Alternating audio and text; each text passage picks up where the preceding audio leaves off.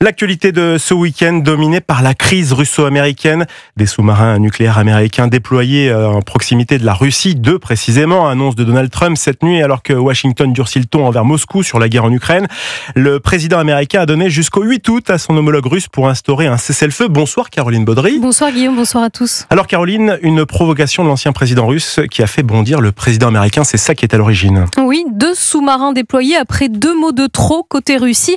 La main morte évoquée par Dmitri Medvedev, aujourd'hui vice-président du Conseil de sécurité. Que Donald Trump se souvienne de sa dangerosité, écrit-il sur Telegram. Smiley hilar en guise de conclusion. The Dead Hand fait référence au dispositif nucléaire automatisé conçu par les Russes durant la guerre froide.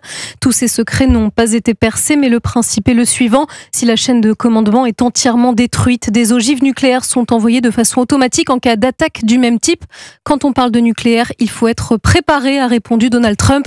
Jean-Éric Brana est essayiste et spécialiste des États-Unis. Donald Trump veut montrer la puissance des États-Unis, puisque si Vladimir Poutine ne bouge pas à partir de mercredi prochain, le risque pour Donald Trump, c'est d'être un peu ridicule et avoir l'air affaibli aux yeux du monde. En prenant les devants, eh bien, il est toujours dans la posture de celui qui décide. C'est plus la diplomatie du spectacle. Et pour moi, peu importe où voguent les sous-marins, pour Trump, l'essentiel, c'est que l'Amérique le voit en capitaine du monde. Il n'est pas précisé si les sous-marins sont à propulsion nucléaire ou s'ils peuvent aussi lancer des ogives atomiques.